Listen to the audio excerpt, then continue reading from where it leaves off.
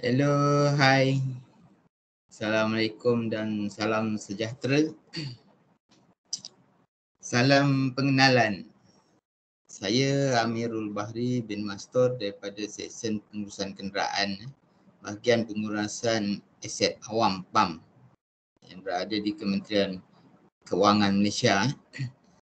Hari ini kita nak kongsi sama dengan tuan-tuan dan puan-puan salah satu sedikit sebanyak pengurusan dalam periling, termasuklah kita konsisi lah.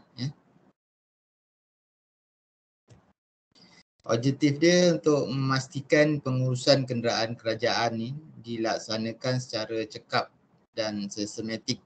Ini ialah pengurusan kenderaan kita konsisi lah yang di bawah kawalan SPK. SPK ni ialah sistem pengurusan kenderaan lah yang berada di MOF. Okey, untuk pengenalan tuan-tuan dan puan-puan, fungsi SPK sekarang ni ada dalam beberapa perkara lah. Salah satu dia menyediakan kertas-kertas berkaitan dasar dan keputusan melibatkan pengurusan kereta konsisi dan juga kereta jabatan kerajaan. Konsisi tu ialah bawah kawalan kita, yang kereta jabatan tu ialah keliling kita lah. Keliling ni termasuk sekali lah kereta konsisi. Okay. Yang kedua dia membuat agihan kenderaan kepada pegawai-pegawai yang layak bagi kereta rasmi jawatan, yang orang panggil KRJ lah, dan agihan kereta jabatan kepada semua kementerian dan jabatan kerajaan seluruh negara lah. Tapi ini yang di bawah kerajaan persekutuan sahajalah. Okey. Yang ketiganya, mentadbir semua kertas operasi dalam aspek yang melibatkan pengurusan kenderaan kerajaan seperti mana yang digariskan dalam portal pengeliling pembendaraan WP 4.1. Ketiga, mengkaji dan memantau dasar dan keputusan berkaitan dengan pengurusan kenderaan konsisi dan kenderaan jabatan kerajaan.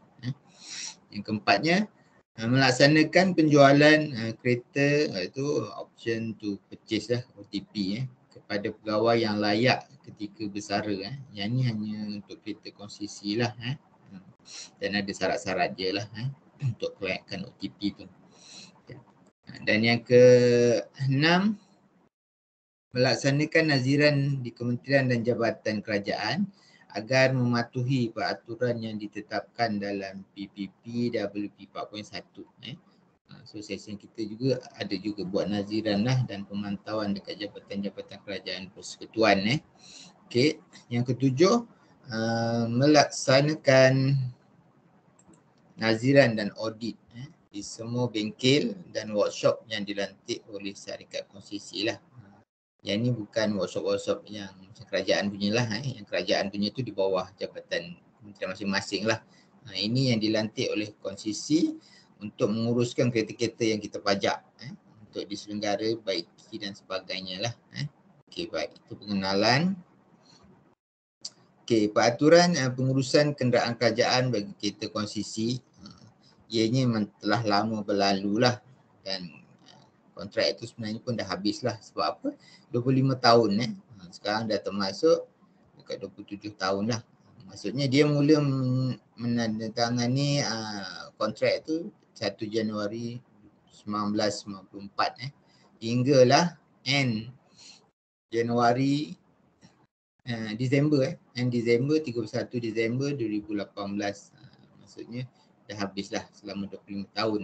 Cuma yang sekarang ni kita sambung dalam bentuk interim lah, 6 bulan sehinggalah rundingan perjanjian konsisi yang baru dimeterai atau dipersetujui. So sekarang ni belum selesai lah dalam rundingan lagi. Bertukar-tukar kontraktor, tak selesai. Bila dah selesai, automatik dia akan terputus lah dan akan disambung dengan kontraktor barulah yang dilantik. Okey. Bekalan kereta ni hanya diperuntukkan kepada kementerian dan jabatan persekutuan seluruh negara. Dia tidak termasuk Badan Kanun Persekutuan, pihak berkuasa tempatan, jabatan di bawah kerajaan negeri dan juga badan berkanun. Tapi mereka-mereka ni boleh menggunakan kita punya pre-link, tapi kenderaan yang digunakan tidaklah setara dengan dalam pre-link kita. Okey. Seterusnya, pembekalan kereta rasmi kerajaan melalui SPENCO. Ni pecahan dia lah. Setakat 15 Oktober 2021 ni, kereta di bawah bekalan SPENCO sebanyak 13,717 unit. Memang amat banyak lah. Dan 3,009 unit tu adalah kereta rasmi jawatan. Kereta rasmi ni ada kategori dia lah. Dana 2.0 dan ke atas lah. Dan selebihnya tu semua ialah kereta jabatan. Itu jejak 10,708 kereta jabatan pelbagai jenis dan agensi kerajaan yang menggunakannya. Okey, itu ialah bilangan kereta yang kita ada setakat ni. Kenderaan yang dibekalkan oleh SPENCO untuk kereta rasmi jawatan, salah satu je ni lah Toyota Velfire 2.5L, iaitu kita bekalkan untuk menteri-menteri penuh saja. Menteri penuh kita akan dapat Toyota Velfire. Manakala Toyota Camry 2.5V ni kita bekalkan kepada sekarang ni kepada Turus 3 ke atas lah. Dan juga termasuklah timbalan menteri-menteri lah, menteri-menteri yang lain. Okey. Dan seterusnya Proton Perdana 2.4 ini ialah kelayakan JUSA A ke atas. Dan ia akan ditukar ke Camry lah bila habis tamat pajak nanti. Okey, dan Perdana 2.0L ni ialah untuk JUSA C dan B. Kalau stok dia pun dah habis, kita akan gantikan dengan Proton Perdana 2.0 ni kepada Proton X70, iaitu 1.8 TGDL Premium lah. Kelabu untuk jawatan kerajaan persekutuan, manakala warna hitam untuk anggota tentera. Kita asingkan, tentera semua warna hitam. Masuklah dia Perdana ke X70 pun dia akan dapat hitam. Ni kereta rasmi jawatan.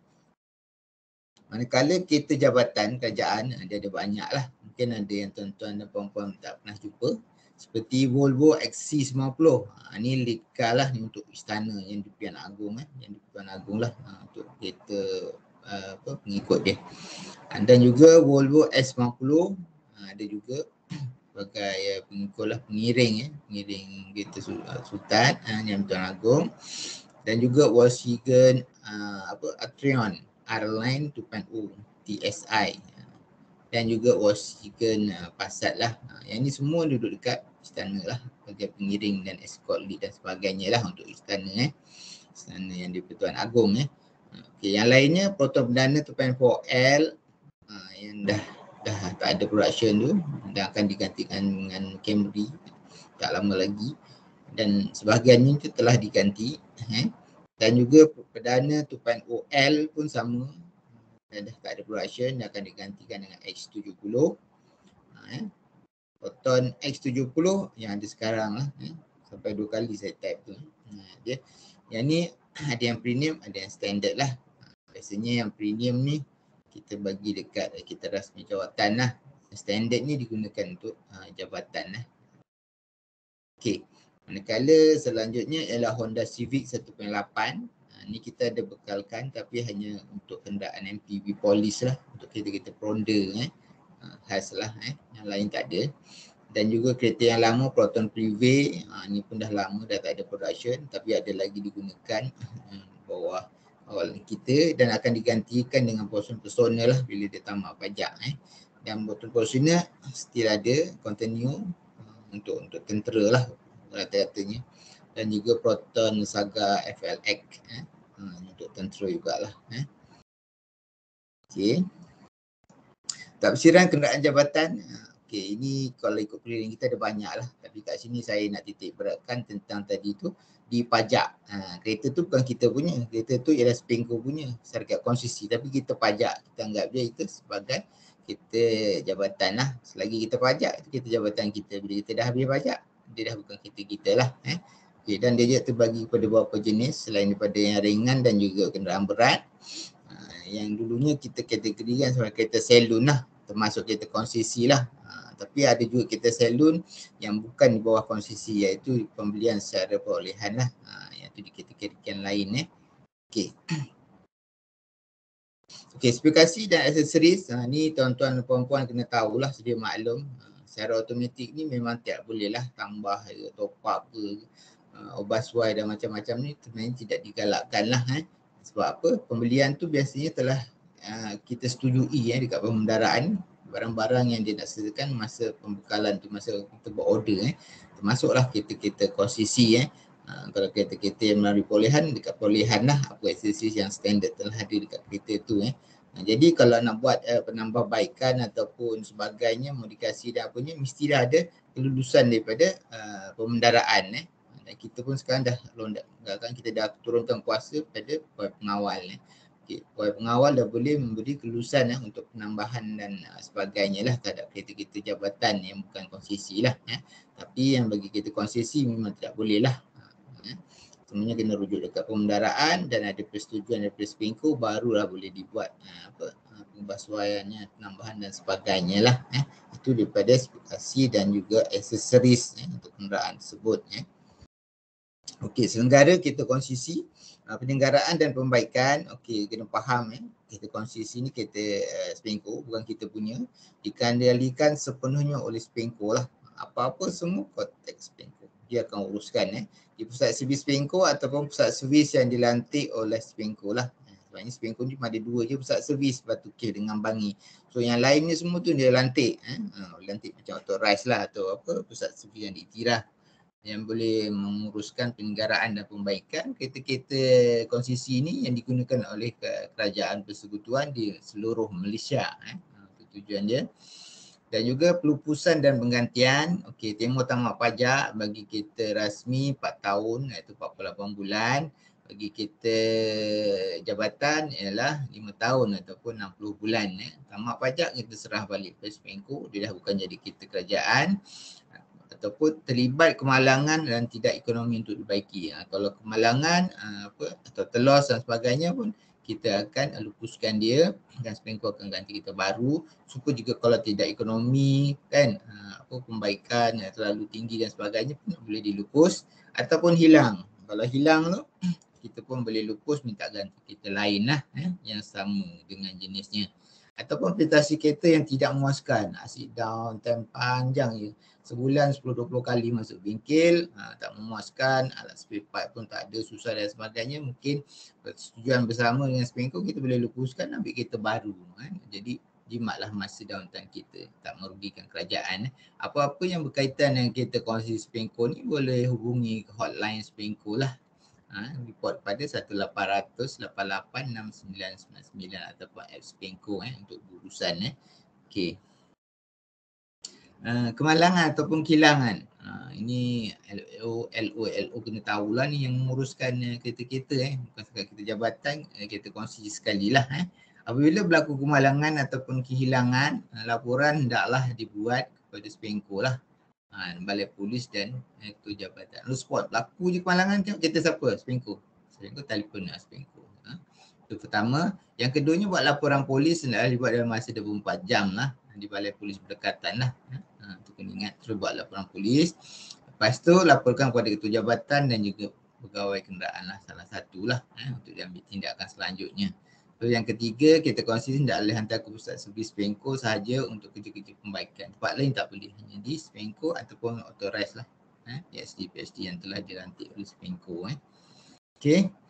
Buku log kenderaan kerajaan jangan lupa, walaupun kereta SPENCO bila dia dalam pajakan kita, buku log pun kena urus lah. Kalau tengok kat pilihan kita W4.1 subperkara 13.1 setiap kenderaan kerajaan hendaklah dibekalkan dengan buku log bagi tujuan mengawal dan memantau penggunaan kenderaan. Itu penting.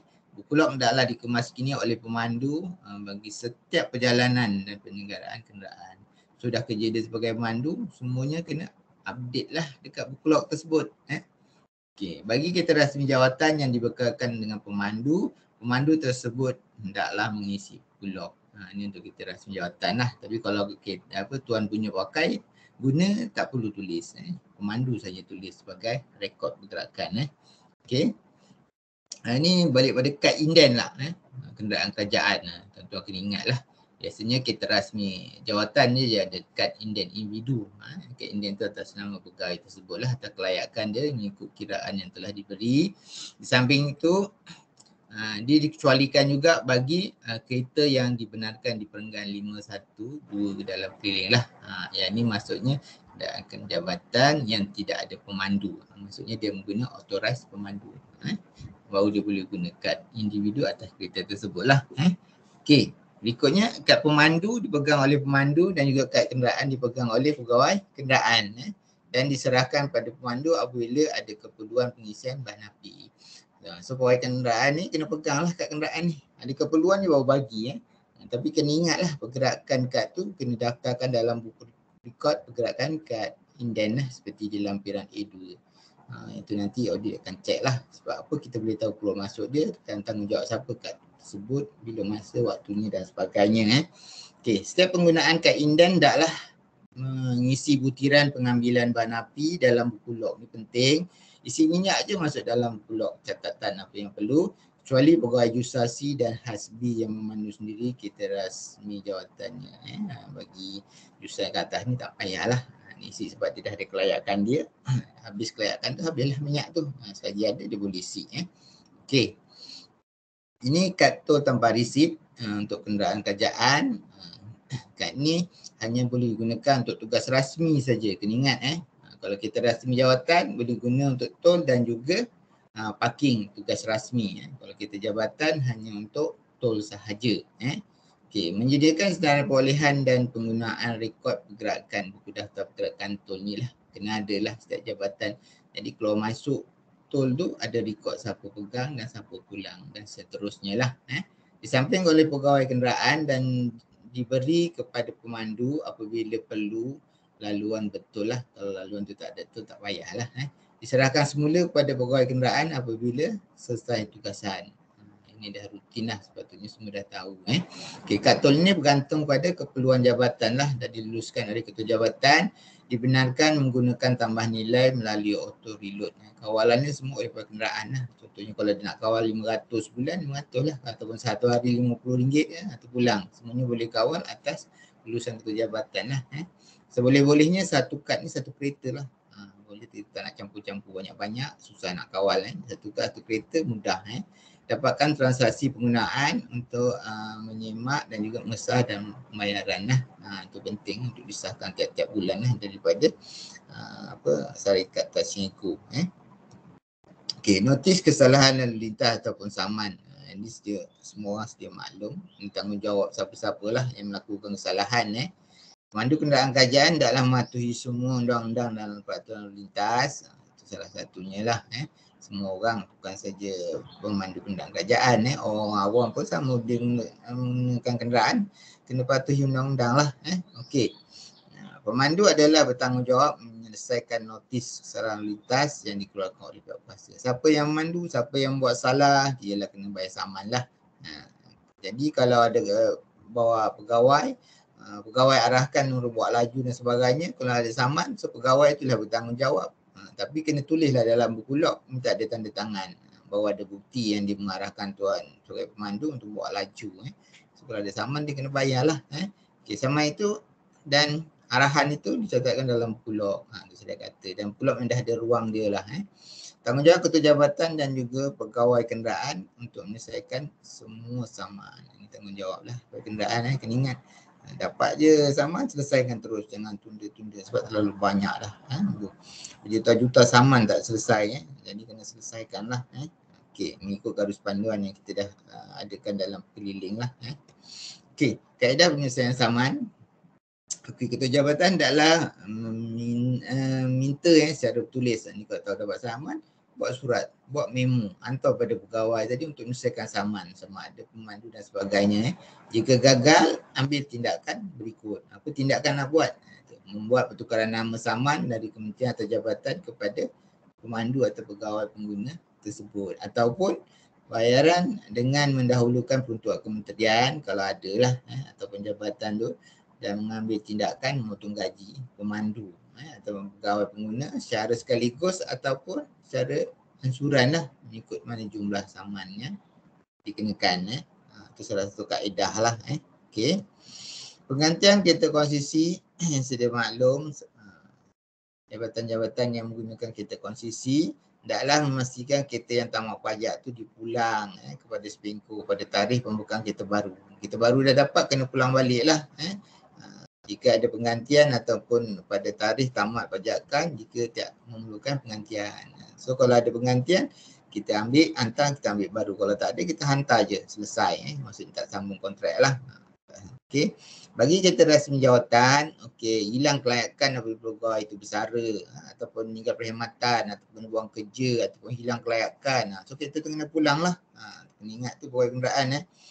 Pegawai bertukar ke kerajaan negeri, badan berkanun, pihak berkuasa tempatan, maksudnya bukan persekutuan lagi. So hilang kelayakan dia kena pulang lah.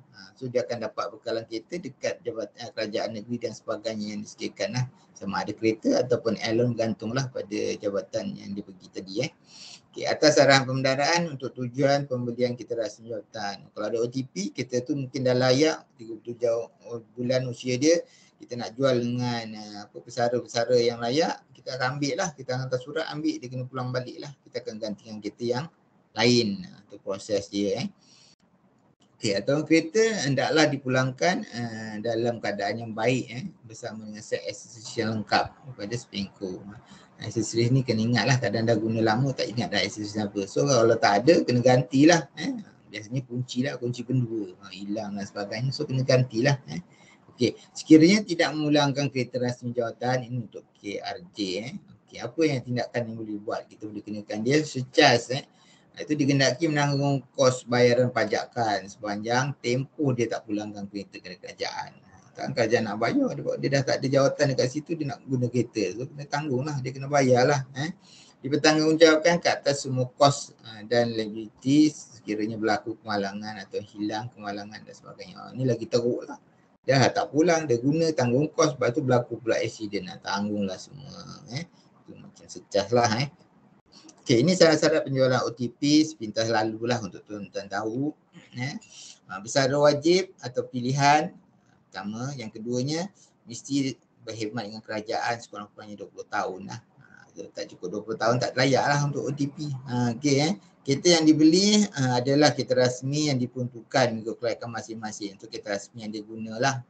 Okey, dia tak boleh upgrade lah ikut kelayakan dia. Downgrade boleh Okey, ataupun lepas tu permohonan hendaklah dimulakan 6 bulan sebelum bersara ataupun 6 bulan setelah bersara. So akan diuruskan lah. So kereta tu usianya mestilah 37 bulan ke atas. Bawah daripada itu tak boleh. Itu memang syarat-syarat perjanjian kita lah. Tapi kalau usianya dah lebih 49 ke atas, tu dah tak bukan OTP lah. Dia boleh beli direct terus dekat SPINCO. Tapi tak dapat lah peratus 30% diskaun tu. Dari harga lain lah. Okey. Okey, naziran audit jabatan dan workshop. Ini untuk makluman tuan-tuan dekat session kita pun juga ada juga buat naziran audit sama ada atas kehendak kita ataupun atas permintaan jabatan kementerian lah yang memerlukan ataupun cadangan ataupun aduan daripada mereka. Kita akan buat lah. Kita akan sediakan jadual lawatan, dapatkan kelulusan, maklumkan agensi dan kita akan buat pemeriksaan lah audit dekat jabatan-jabatan tersebut lah ataupun dekat workshop ke mana-mana dan sebagainya kalau berlaku ketidakpuashatian dan sebagainya lah. Lepas tu laporkan dan kita sorkan dan laksanakan keputusan lah. Maksudnya tindakan selanjutnya lah yang perlu kita buat. Okey. Rujuk kan keliling. Okey, dekat SPK ni kita telah memegang pada 2 keliling lah. Satu ialah pengurusan kendaraan kerajaan WP 4.1. Yang keduanya WP 4.2 iaitu kemalangan yang melibatkan kenderaan kerajaan. Itu keliling kita lah. Tuan-tuan boleh ambil daripada laman web, kita nak muat turun pun boleh, nak cetak pun boleh dan sebagainya lah. Melalui dekat portal rasmi pendaraan iaitu www.treasury.gov.my. Okey. Setakat itulah untuk pengenalan kita sebagai SPK untuk tuan-tuan dan puan-puan. Kalau tuan-tuan nak kongsi-kongsikan, saya juga ada menyediakan satu YouTube channel Amirul Mastur lah. Tuan-tuan boleh kongsi berkaitan dengan pengeliling dan juga pengurusan kenderaan gitu konsesi lah. Tuan-tuan boleh subscribe kat situ, boleh kongsilah dengan siapa-siapa yang berminat untuk menambah ilmu atau kesefahaman, terutamanya sekali ialah pengiraan buku log kenderaan kerajaan lah, yang rata-rata semuanya boleh buat banyak berlaku kesilapan. Itu yang penting lah. Tapi apa-apa hal tuan-tuan boleh hubungi saya di talian seperti di bawah ataupun email saya ataupun email SPK sendiri pun ada, kenderaan@mof.gov.my. Itu semua satu section akan dapat lah. Sekian, terima kasih untuk pengenalan hari ini. Assalamualaikum warahmatullahi wabarakatuh.